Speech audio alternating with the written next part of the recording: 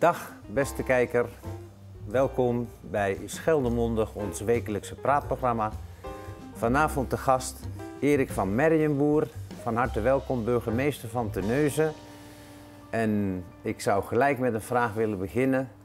Wat wilt u vertellen over uw leven voor en naast het burgemeesterschap? Zal ik ook met de vraag beginnen, zullen we tutoyeren, Frits? Dat lijkt me voor het vervolg van het gesprek uitstekend. Ja, daar is heel veel te vertellen. Ik ben burgemeester geworden nu ruim 3 jaar geleden.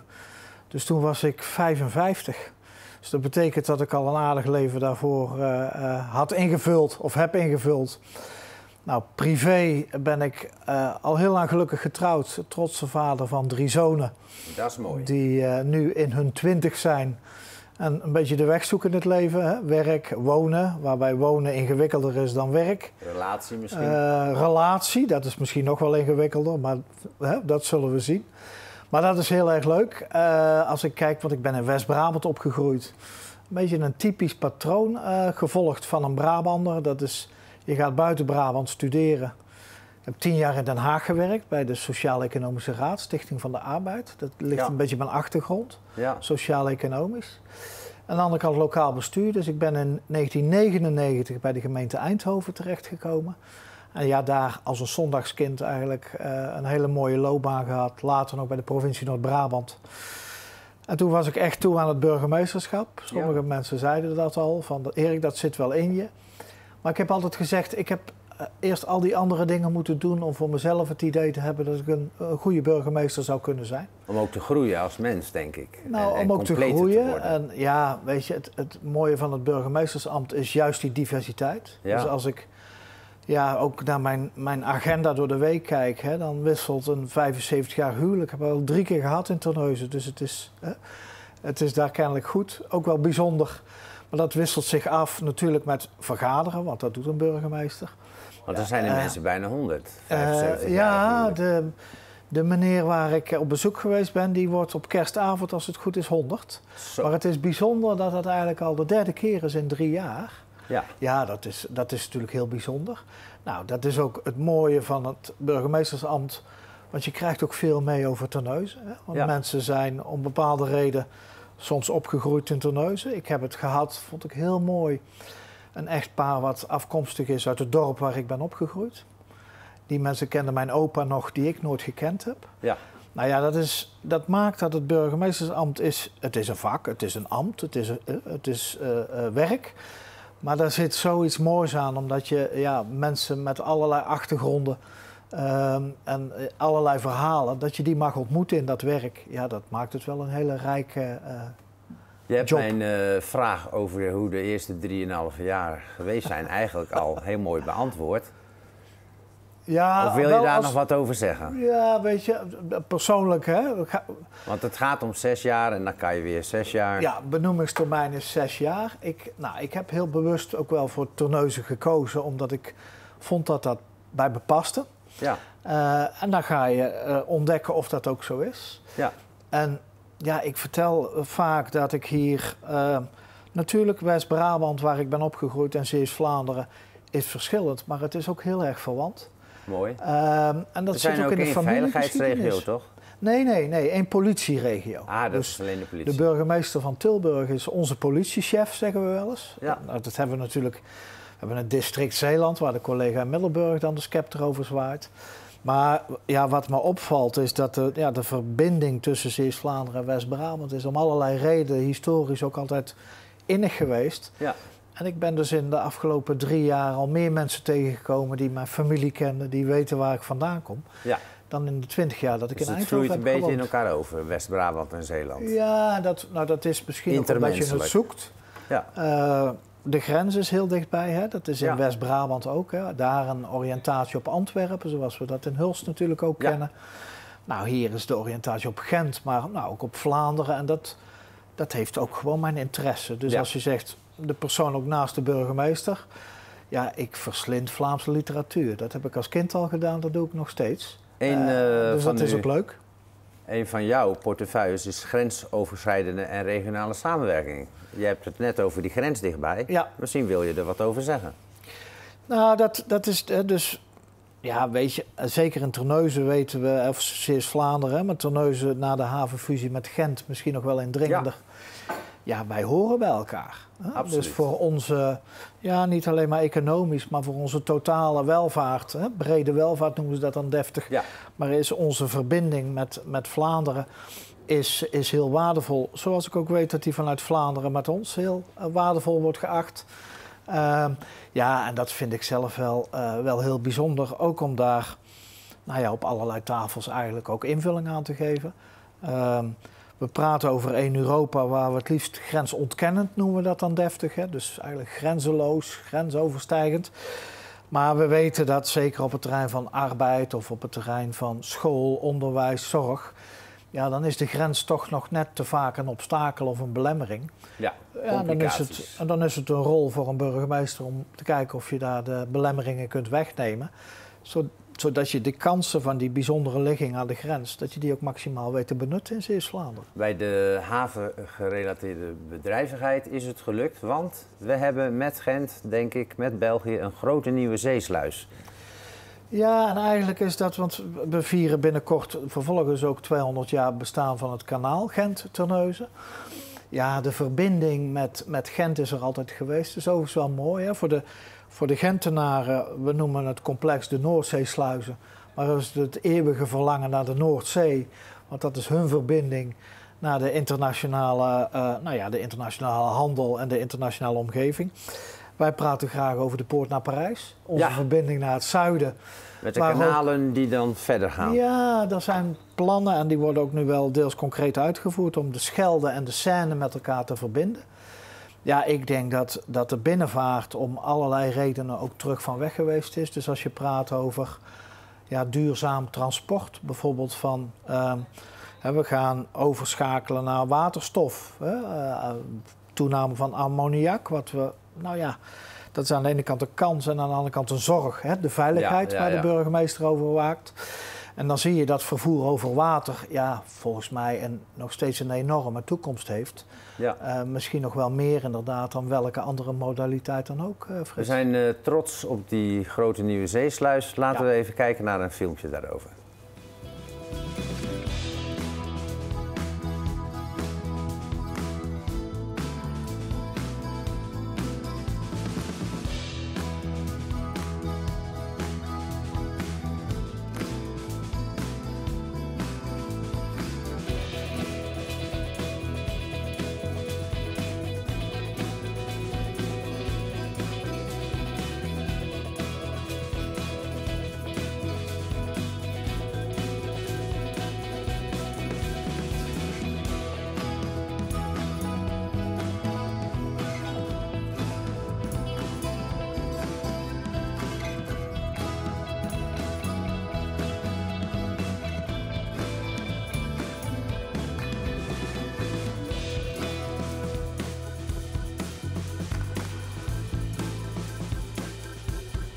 Ja, tot zover. Het belang en de bijzonderheden, daar heeft u al iets over gezegd. Eén havenbedrijf. Wil je er nog wat aan toevoegen? Ja, we praten met de sluis natuurlijk heel veel over de havenactiviteit.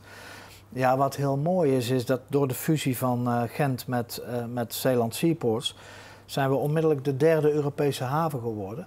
Zo. Als je kijkt naar toegevoegde waarde. Ja. En havens werden in het verleden altijd financieel, beoordeeld. economische toegevoegde waarde. Dus werden beoordeeld in hoeveel tonnage goederen sla je over, de functie van de haven. Nu kijken we veel meer naar en weet je ook waarde te creëren met die goederen. Ja, en dat is de ijzersterke combinatie van de haven en de industrie. Die natuurlijk een enorme opgave heeft om zich ook te vergroenen en ook in de 21ste eeuw zinvol te zijn. Ja, dat blijft denk ik een enorme troefkaart voor onze regio. Ja. Ik zeg er wel bij, weet je, we gaan heel veel investeringen ook nog krijgen. Hè. Na de sluis discussies over een rail Gent-Terneuzen. We zijn onderzoekslocatie voor kerncentrales geworden. Wij willen heel graag personen vervoeren, dus de optie personenvervoer. Omdat ik altijd zeg, een toegevoegde waarde-economie gaat juist ook over het verkeer van kennis en van mensen. Want mensen voegen die waarde toe. Ja. Dus het is voor ons, ik zeg, de fusie is het beste wat Terneuzen is overkomen. En ik denk breder. Zeeuws-Vlaanderen, Zeeland. Maar we zitten nu wel in de fase dat, nou ja, door alle investeringen moeten we ook laten zien dat we meer zijn dan alleen maar de overslag of het stopcontact. Maar dat het hier nog altijd goed ondernemen is. Ja. En dat daar die waarde vandaan komt. De werkgelegenheid is groot. Er zijn andere onderwerpen die spelen. Het kabinet onderzoekt een locatie bij Terneuzen voor 1 of 2 nieuwe kerncentrales. Wat is de betrokkenheid van de gemeente daarbij? Nou, het mooie is, we hebben Nederland zo georganiseerd dat de Rijksoverheid of de provincie, die hebben zelf geen gronden. Je bent dus altijd in een gemeente bezig. Dus dat betekent dat de gemeente altijd partij is natuurlijk als het gaat over het zoeken naar een locatie. Ja. Uiteindelijk zal een gemeente daar ook ruimtelijk de randvoorwaarden voor moeten creëren. Belangrijker nu is denk ik dat we een proces aangaan waar veel Terneuzenaren en ik denk ook veel Zeeuws-Vlamingen betrokken zijn, maar ook wel, een deel is geschrokken vanuit het feit, treft mijn leefomgeving dat? Hè? En wat betekent dat voor mij persoonlijk? Dus een eerste zorg voor een gemeente is natuurlijk vooral ervoor te zorgen dat burgers goed geïnformeerd worden, dat je mee kunt praten over alles wat op stapel staat. Ik maak me wel eens zorgen over de lange duur van die projecten, hè? Want voordat de schop in de grond gaat voor een nieuwe centrale zijn we voorbij 2035. 10 jaar. Ja, ik vind het een enorme opgave als, zeker niet alleen als burgemeester, want dat doen we met het college, maar ook met de gemeenteraad. Ja, dat je mensen zo kort mogelijk in onzekerheid laat over wat hun persoonlijk perspectief is. Nodig bij zo'n project. Nu zeg ik wel, want het gaat over onderzoek. Dus ja, weet je, we weten ook dat Borselen eigenlijk als een politieke voorkeurslocatie is aangewezen. Maar in Nederland werkt het ook zo dat de milieuonderzoeken die zullen moeten aantonen wat eigenlijk milieutechnisch gezien de beste locatie is. Wat de locatie is die ook voor natuur de minste impact heeft. Dus al die feiten die gaan onderzocht worden. En dat Terneuzen daar onderdeel van is, dat is eigenlijk wel logisch. Ja. Want dat heeft te maken met dat we ook... Stroomgebruik is ook dichtbij. Veel werkgelegenheid. 380 kV-verbinding ook, wat ons betreft onder de Westerschelde. Hè? Dus niet over de Westerschelde. Hoge capaciteitsstroomverbinding. En dat hebben onze bedrijven ook nodig. En zeker de grote bedrijven, die hebben zo'n behoefte nu om van de fossiele brandstoffen om te schakelen naar voor een belangrijk gedeelte elektrificatie. Ja, dat lukt niet met 150 kV, dan moet er flink geïnvesteerd worden. Maar ook dat is ingrijpend. Ook dat onderzoek loopt, waarbij we dan in Terneuzen kijken naar tenminste 2 locaties. Ja, en de puzzel van hoe koppel je nu die grote projecten aan elkaar. En nogmaals, we weten niet of de kerncentrale uiteindelijk in Borselen of op de Maasvlakte of in Terneuzen, het zijn er overigens 2. Ze zoeken een locatie voor 2 centrales. Maar los van die keuze zijn er dus ook die andere grote projecten. Dus we denken met de sluis, we hebben 7 jaar bouwtijd net achter de rug. Ja, ik zeg wel eens, de bouwtijd gaat nog even door met allerlei nieuwe initiatieven. We zullen veel geduld moeten oefenen. Ja, wat ik ook wel belangrijk vind, want niemand wil in een bouwput leven permanent. Hè.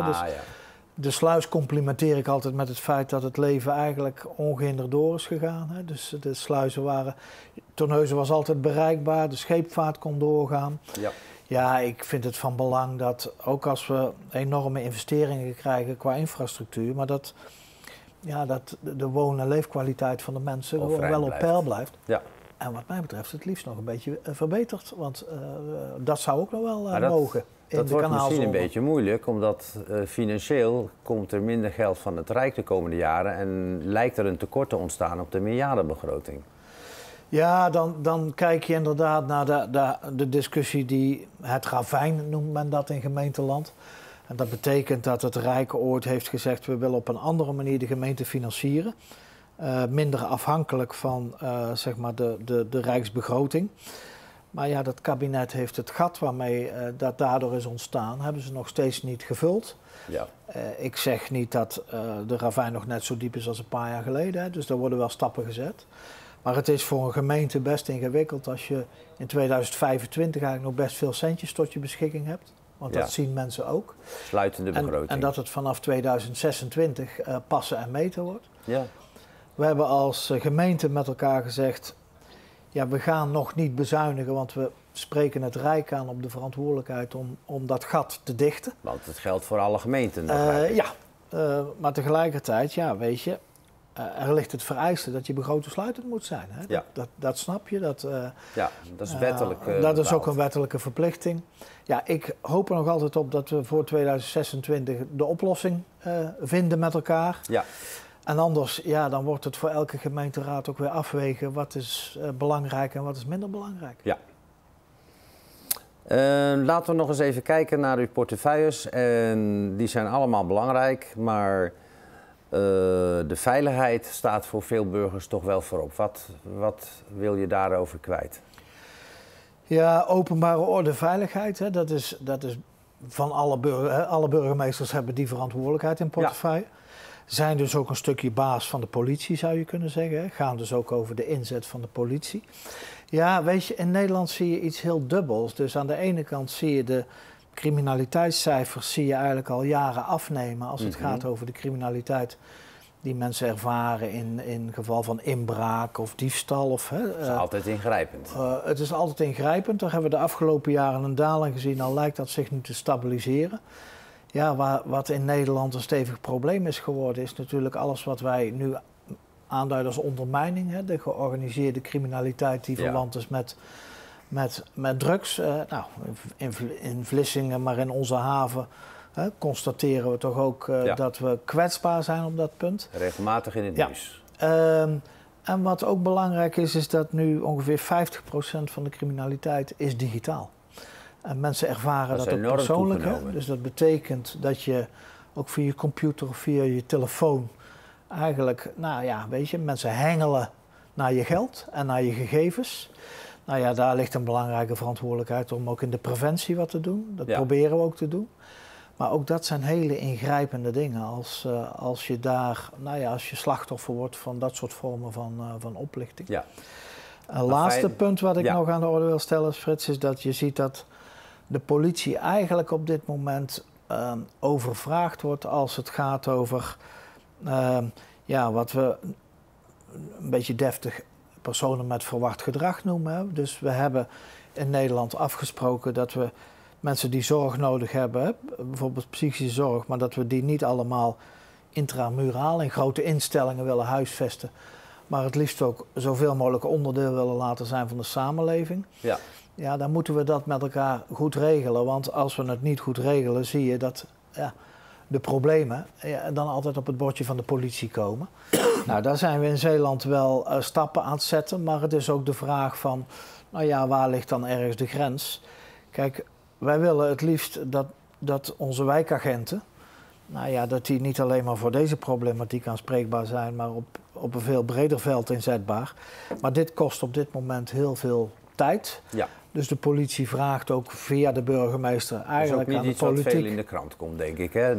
De brandweer bijvoorbeeld wel. We lezen in de krant dat er een tekort aan vrijwilligers is. Als ik op maandag mijn politierapportage krijg en ik kijk dan, weet je, wat valt er dan zoal voor?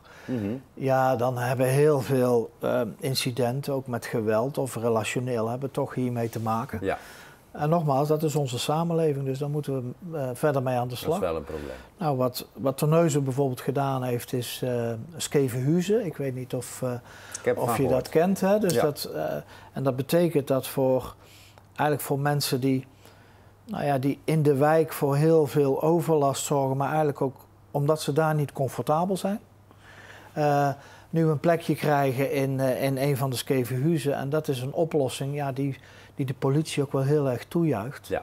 Zodat zij daar in ieder geval niet al hun tijd aan hoeven te besteden. Laten we tenslotte het nog hebben over de promotie van Terneuzen. Zowel intern, denk ik, als extern.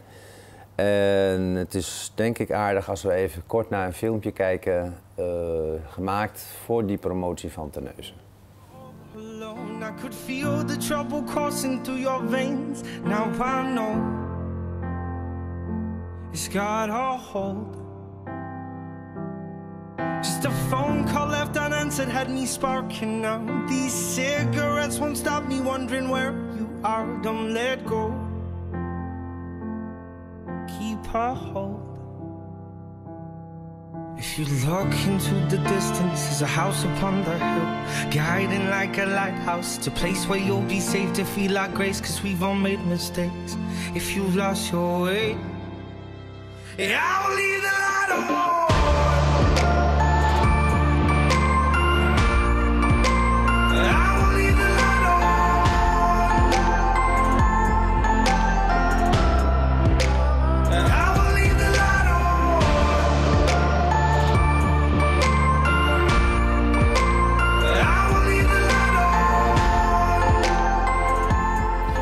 Ik zeg wel eens, wie zin heeft in de toekomst, die komt naar Zeeuws-Vlaanderen en zeker naar Terneuzen. Wat je ziet is, ja, we kijken vooruit en we zien dat we eigenlijk een enorme opgave hebben met elkaar. We hebben ook veel kansen, dus er is veel werkgelegenheid. Nou, dat heeft zich ook vertaald met een afspraak die we ook met Sluis en Hulst gemaakt hebben. Wij willen wel wat meer Zeeuws-Vlamingen erbij. Die kunnen we gebruiken. Niet alleen maar in onze economie, maar ook als het gaat onder draagvlak onder onze voorzieningen. Ja. Huisarts, onderwijs. Ja, laat Zeeuws-Vlaanderen nog maar even wat groeien. Ik denk dat we dat kunnen we, maar dat hebben we ook nodig om onze voorzieningen op peil te houden. Ja, en er staat veel leuks te gebeuren. We hebben al de aftrap gehad van 80 jaar bevrijding Zeeuws-Vlaanderen. Op 7 september is dat geweest, de bevrijdingsdag van Terneuzen. 700-jarig bestaan. Frits, 17 september. 17? 17 september. En dan hebben we het 700-jarig bestaan volgend jaar van Terneuzen. Dat zal ook opwinding geven. Ja, daar ben ik wel nieuwsgierig ook nog naar het initiatief. Hè? Want we kijken naar 700 jaar Terneuzen, dan praten we over de kern Terneuzen. En de kijkers in Zaamslag zullen dan zeggen, maar wij zijn al een stukje ouder. Hè? Dus ja. Ik ben nieuwsgierig, omdat we ook gezegd hebben, nou kijk eens wat dat losmaakt. Wij zijn ontvankelijk voor goede initiatieven. Maar ja, 700 jaar kern Terneuzen, ja weet je, we hebben kernen in onze gemeente die eigenlijk al wat grijzer en wat ouder zijn. Ja. Dus we gaan daar zeker aandacht aan besteden. En tegelijkertijd, ja, weet je, hebben we ook de prioriteit bijvoorbeeld volgend jaar bij een evenement als The Passion. Ja, leuk. 17 april. 17 april. Ja, fantastisch. Dan worden de avonden, dan wordt het al wat langer licht. Ja, ik hoop op helder weer dat je een fantastisch evenement krijgt, live in Terneuzen. We weten dat is het grootste live evenement, het televisie-evenement van Nederland. Ik heb zelf zo'n vermoeden dat we ook de Vlaamse gasten wel kunnen interesseren voor een bezoekje aan de Passion. Ja. Dus ja, daar kijken we enorm naar uit. Ja, wat ik leuk vind, want je bent als burgemeester ook nieuwsgierig van als dat dan lukt, de Passion naar Terneuzen halen. Hoe zal dan de reactie zijn van de gewone Terneuzenaar of de Terneuzenaar? Ja. Ja, ik ben daar zo positief en blij over. Dat mensen vinden dat heel positief dat we dat in Terneuzen gaan organiseren. Dus ik hoop op daar goed weer, want dat heb je wel nodig. Maar het wordt sowieso een mooi evenement. Ja, ja, wat mij opgevallen is in Terneuzen, waar ik met plezier woon, is dat altijd ook heel veel initiatieven, toegelaten is niet het juiste woord, maar heel veel initiatieven mogen zodanig dat ook groepen uit Terneuzen meedoen aan het vormgeven van een feest. Ja, dat wordt bij de Passion nog wel even zoeken, maar dat gaan we wel organiseren. Want NCRV, KRO en de productiemaatschappij, die hebben ook echt, het verhaal staat, we kennen dat verhaal. Ja. Zij vullen dat in. Zij kijken ook naar wat zijn mooie locaties die voor dat verhaal dienstbaar zijn. Maar we gaan er zeker ook vanuit Terneuzen een betrokkenheid organiseren. Ja. En ja, het is wat je zegt, dat zie je eigenlijk ook met zo'n opening van de sluis. Als je ziet van wat er in de samenleving daar loskomt. Ook aan initiatieven van jong tot oud. Ja, dat is genieten. Ja. In die zin kun je zeggen, houden Terneuzenaren wel van een feestje. Kunnen ook soms kritisch zijn. Dat mag ook. En dat mag ook. Maar ik denk altijd van, als je dat bent, dat is altijd geeft dat uitdrukking aan het feit dat je gehecht bent aan de plaats. Betrokkenheid. Waar je woont en werkt. Het is de betrokkenheid van de mensen die zich zo manifesteert. Ja, duidelijk. Nou, hartelijk dank. Laten we de kijkers tegemoet treden en bedanken voor hun aandacht. We hopen dat u het een prettig gesprek vond. Volgende week zit hier een andere presentator, een collega met een andere gast. En we hopen dat u dan weer kijkt. Bedankt.